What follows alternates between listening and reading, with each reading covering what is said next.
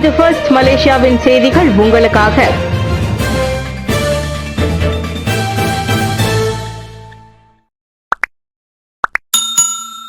வடகிழக்கு பருவமழை காலத்தை எதிர்கொள்ள தயார் நிலையில் இருக்கவும் சாமி.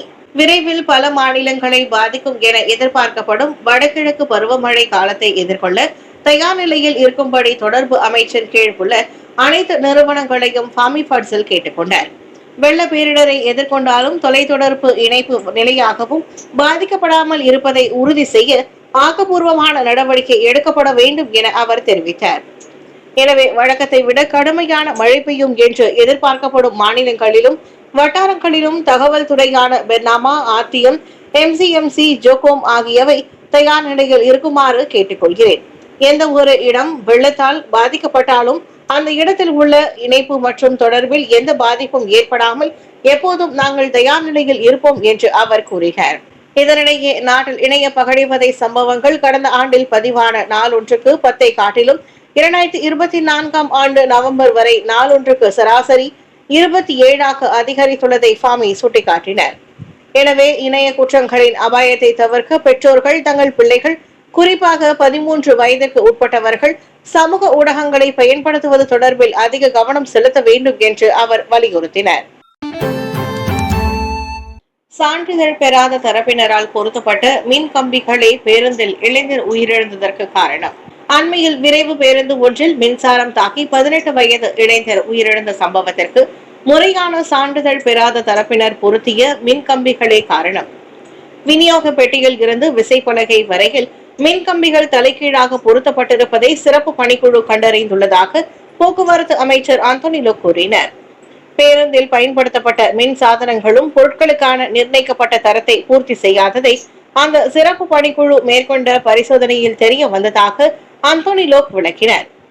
விநியோக பெட்டியில் இருந்து விசைப்பலகை வரையிலான மின் கம்பிகள் தலைகீழாக பொருத்தப்பட்டுள்ளன. ஆக மின் கம்பிகள் தவறாக உள்ளன. எனவே அவர்கள் பொருத்தப்பட்டுள்ளது தவறாக தலைகீழாக உள்ளது. இது விசைப்பலகை வழியாக உயர் மின் அழுத்தத்தை வெளியிடுகிறது. அதனால்தான் பாதிக்கப்பட்டவரின் உடலில் மின்னணு பாய்ந்து மரணத்தை ஏற்படுத்தி உள்ளது என்றார் அவர். நேற்று நாடாளுமன்றத்தில் நடைபெற்ற செய்தியாளர்கள் சந்திப்பின் போது அவர் அவ்வாறு கூறினார். சாலை போக்குவரத்து அபராதங்களுக்கு 60 விழுக்காடு வரை கழிவு. பிரதமர் ஸ்ரீ அன்வார் இப்ராஹிம் தலைமையிலான மடானி அரசாங்கத்தின் 2ஆம் ஆண்டு நிறைவு விழாவை முன்னிட்டு சாலை போக்குவரத்து அபராதங்களுக்கு 60 விழுக்காடு வரை கழிவு வழங்கப்பட உள்ளதாக உள்துறை அமைச்சு நேற்று வெளியிட்ட ஓர் அறிக்கையில் குறிப்பிட்டிருந்தது. இம்மாதம் 22ஆம் தேதி தொடங்கி 24ஆம் தேதி வரை மட்டுமே அக்கழிவுக்கான வாய்ப்பு அமலில் இருக்கும் என்று அதில் குறிப்பிடப்பட்டிருந்தது. மடானி அரசாங்கத்தின் 2ஆம் நிறைவு நிகழ்ச்சியின் ஒரு பகுதியாக இந்த சிறப்பு கழிவு வழங்கும் திட்டம் முன்னெடுக்கப்பட்டுள்ளது. காலை சுமார் 9 மணி தொடங்கி மாலை மணி 6 வரை பொதுமக்கள் தங்கள் சாலை போக்குவரத்து அபராதத்தை செலுத்தலாம். இதனிடையே தள்ளுபடிக்கான அளவுகோல்கள் இன்னும் வெளியிடப்படவில்லை. நாடு திரும்பினார் பிரதமர். எகிப்து, சவுதி அரேபியா, பிரேசில், பெரு ஆகிய 4 நாடுகளுக்கு நவம்பர் 9ஆம் தேதி தொடங்கிய பிரதமர் ஸ்ரீ அன்வார் இப்ராஹிமின் பயணம் நிறைவடைந்தது. பிரதமர் பயணித்த விமானம் கோலாலம்பூர் அனைத்துலக விமான நிலையம் KLIA-வின் பூங்காராயா வளாகத்தை நேற்று காலை 11:40 மணிக்கு வந்தடைந்தது. ஸ்ரீ அன்வாரையும் பேராளர் குழுவையும் பிரதமரின் மூத்த அரசியல் செயலாளர் ஸ்ரீ ஷம்சுல் இஸ்கந்தார் MD அகிலும் ஆதரவாளர்களும் வரவேற்றனர். சம்பந்தப்பட்ட 4 நாடுகளுக்கான 11 நாட்கள் அதிகாரப்பூர்வ பயணத்தை ஒத்துழைப்பை வலுப்படுத்துவதோடு மலேசியாவிற்கு மிகப்பெரிய முதலீட்டு வாய்ப்புகளை உருவாக்க பிரதமர் முழுமையாக பயன்படுத்திக் கொண்டுள்ளார். இப்பயணத்தின் போது பெருவில் நடந்த 31வது ஆசிய பசிபிக் பொருளாதார ஒத்துழைப்பு APEC-இன் பொருளாதார தலைவர்கள் வாரம், AELW-வின் பிரேசிலின் G20 உச்சநிலை மாநாட்டிற்கும் மலேசிய பேராளர் குழுவிற்கு அவர் தலைமை ஏற்றார். சவுதி அரேபியா ரியாதில் நடைபெற்ற வழக்கத்திற்கு மாறான அரபு மற்றும் இஸ்லாமிய உச்சநிலை மாநாட்டில் கலந்து கொண்ட அன்வார், ஐக்கிய நாடுகள் அமைப்பு ஐநாவின் உறுப்பினராக இருப்பதிலிருந்து இஸ்ரேலை இடைநிறுத்த அல்லது நீக்குவதற்கு உலக மக்கள் ஒன்றிணைய வேண்டும் என்று கேட்டுக்கொண்டார். 2 லட்சம் கோடி ரிங்கிட்டை கடந்த மலேசிய பங்குச்சந்தை மூலதனம். நாட்டின் தற்போதைய பொருளாதார மீட்சியை பிரதிபலிக்கும் மலேசியாவின் பங்குச்சந்தை மூலதனம் 2 லட்சம் கோடி ரிங்கிட்டை கடந்துள்ள வேளையில் இது 45,000 கோடி அமெரிக்க டாலருக்கு சமமானதாகும். முதலீட்டாளர்களின் நீடித்த நம்பிக்கையையும் மலேசியாவின் மூலதன சந்தையின் தொடர்ச்சியான வளர்ச்சியையும் உறுதி செய்ய ஒரு வலுவான ஒழுங்குமுறை கட்டமைப்பும் பல்வேறு முதலீட்டு வாய்ப்புகளும் முக்கியம் என்று பிரதமர் டாக்டர் ஸ்ரீ அன்வார் இப்ராஹிம் கூறினார். நேற்று கோலாலம்பூரில் நடைபெற்ற 63வது உலக செலாவணி கூட்டமைப்பு பொதுக்கூட்டம் மற்றும் வருடாந்திர கூட்டத்தில் டாக்டர் ஸ்ரீ அன்வாரின் உரையை இரண்டாவது நிதி அமைச்சர் துணை நிதி அமைச்சர் டாக்டர் ஸ்ரீ அமீர் ஹம்சா அசிசான் வாசித்தார். இதன் அடிப்படையில் நமது மூலதன சந்தை சிறப்பாகவும் முதலீட்டாளர்களை கவரும் வகையில் இருப்பதையும் உறுதி செய்யும் தொடர் முயற்சிக்காக மலேசிய பாதுகாப்பு ஆணையம், மலேசிய பங்குச்சந்தை ஆகிய இரண்டையும் நான் பாராட்ட வேண்டும் என்று அவர் கூறினார். வணிகம் மற்றும் சமுதாயத்தின் வழியை வடிவமைப்பதில் மூலதன சந்தையின் தலைவர்கள் முக்கிய பங்கு வகிக்கிறார்கள் என்பதால் அவர் கூறினார். 4 நாடுகளுக்கான பயணம் மூலம் மலேசியாவை மீண்டும் மிளிர செய்வதற்கான வாய்ப்பு, பிரதமர் நம்பிக்கை.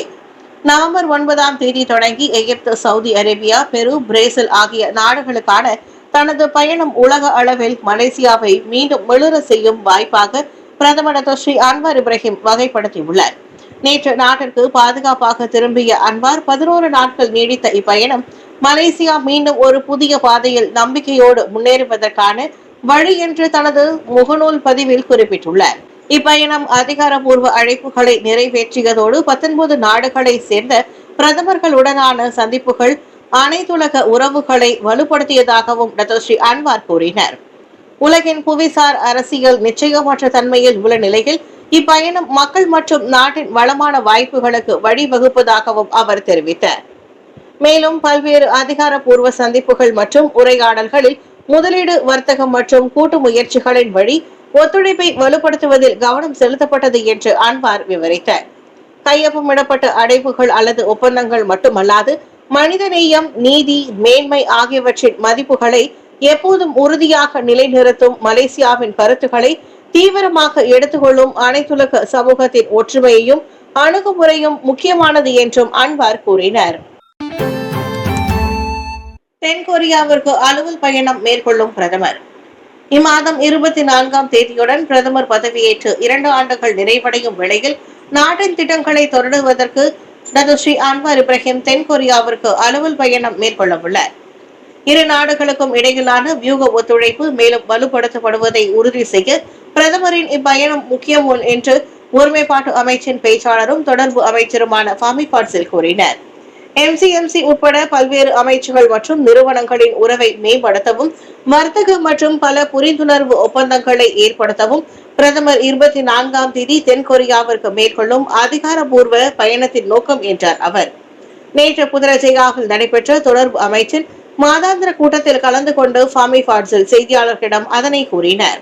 மலேசியாவிற்கும் தென்கொரியாவிற்கும் இடையிலான வர்த்தக உறவுகளை வலுப்படுத்துவதோடு மலேசிய தொடர்பு மற்றும் பல்லுலக ஆணையம் உட்பட அமைச்சுகளும் நிறுவனங்களும் சம்பந்தப்பட்ட பல புரிந்துணர்வு ஒப்பந்தங்களில் பிரதமர் கையெழுத்திடவிருப்பதாக ஃபாமி தெளிவுபடுத்தினர்.